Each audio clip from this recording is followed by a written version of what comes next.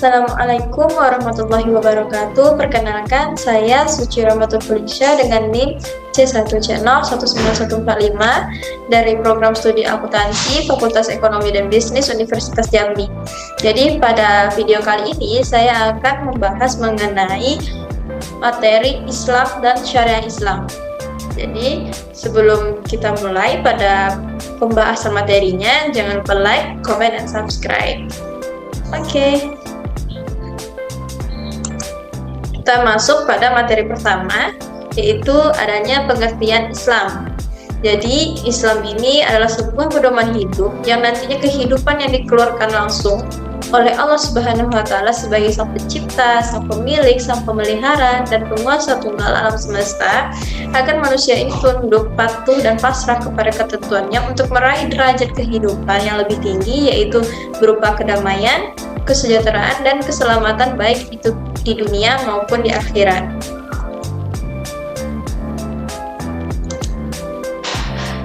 Kemudian selanjutnya ada dasar-dasar ajaran Islam.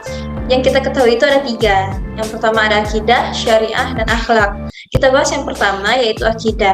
Kedudukan akidah dalam ajaran Islam itu sangat penting. Jadi Islam dapat ditegakkan tanpa akidah. Kata akidah itu berasal dari bahasa Arab yang berbunyi akad, yang berarti itu ikatan. Menurut ahli bahasa, akidah adalah perjanjian yang teguh dan kuat dalam hati dan tertanam di dalam lubuk hati yang paling dalam.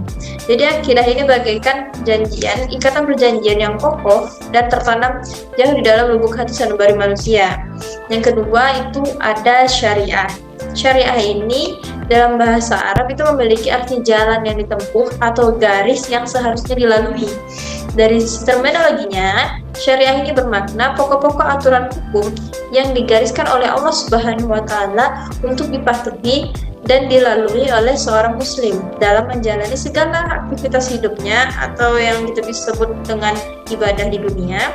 Semua aktivitas kehidupannya itu seperti bekerja, memasak, makan, belajar, sholat, dan lainnya.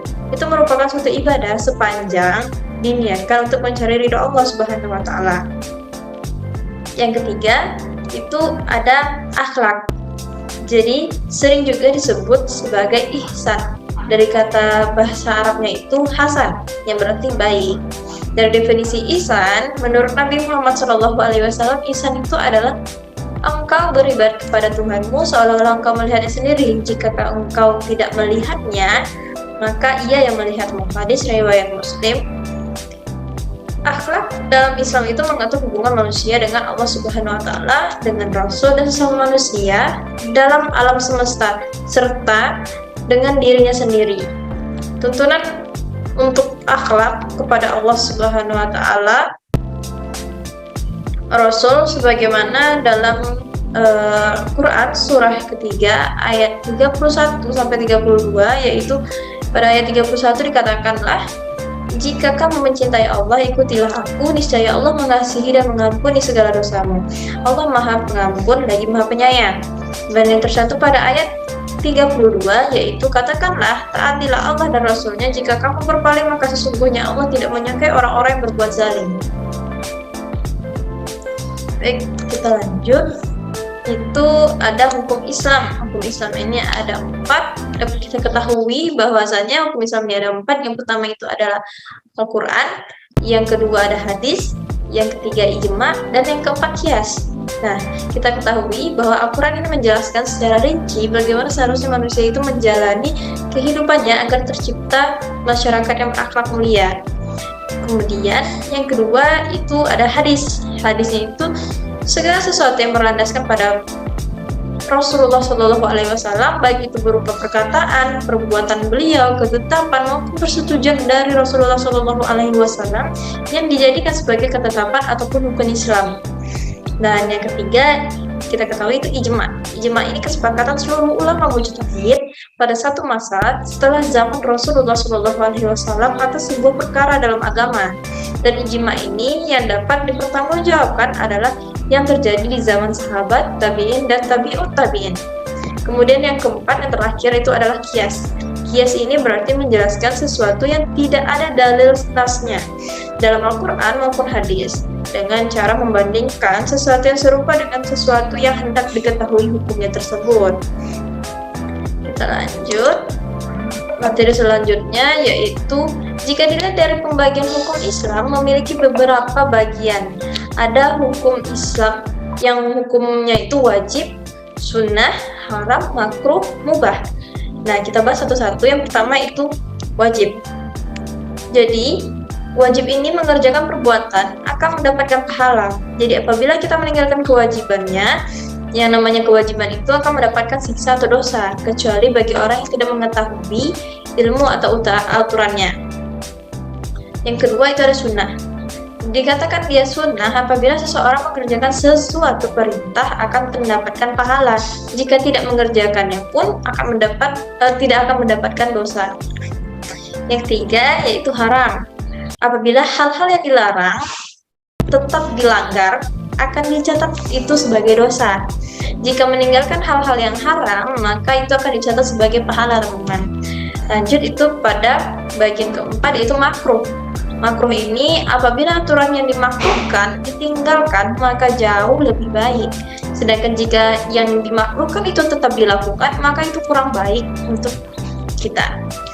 Lanjut pada bagian yang terakhir itu mubah. Mubah ini hal yang dibolehkan dalam agama, dibolehkan dikerjakan atau seharusnya itu ditinggalkan, tidak dikerjakan gitu. Kita lanjut. Sasaran hukum Islam. Yang pertama penyucian jiwa, dimaksudkan agar manusia mampu berperan sebagai sumber kebaikan, bukan sumber keburukan masyarakat dan lingkungan. Menegakkan keadilan dalam masyarakat. Keadilan yang dimaksud meliputi segala bidang kehidupan manusia ini, termasuk keadilan dari sisi hukum, sisi ekonomi, dan manusia dan sisi persaksian. Semua manusia akan dinilai dan diperlakukan Allah Subhanahu wa Ta'ala itu secara sama, tanpa melihat pada latar belakang, strata sosial, agama, kekayaan, keturunan, ataupun itu warna kulit. Kemudian mewujudkan kemaslahatan manusia. Semua ketentuan dalam Al-Quran dan Sunnah mempunyai manfaat yang hakiki, yaitu mewujudkan kemaslahatan manusia. Dan karena Al-Quran itu berasal dari Allah Subhanahu wa Ta'ala yang sangat mengetahui tabiat dan keinginan manusianya, dan As-Sunnah dari Rasul yang mendapatkan bimbingan dari Rasul dari Allah Subhanahu wa Ta'ala. Kita lanjut, yaitu yang terakhir tujuan dari syariah. Jadi tujuan dari syariah ini adalah untuk merealisasikan kemaslahatan bagi manusia dan menghilangkan kemudaratan, sedangkan mabadi atau pokok dasarnya itu yakni memperhatikan nilai-nilai dasar Islam seperti keadilan, persamaan, dan kemerdekaan. Oke. Sekian materi mengenai Islam dan syariah Islam ini saya presentasikan. Apabila ada kekurangan dan kesalahan dalam berucap, saya mohon maaf. Semoga presentasi saya hari ini bisa memberikan manfaat kepada semuanya. Saya akhiri, wabillahi taufiq wal hidayah. Wassalamualaikum warahmatullahi wabarakatuh.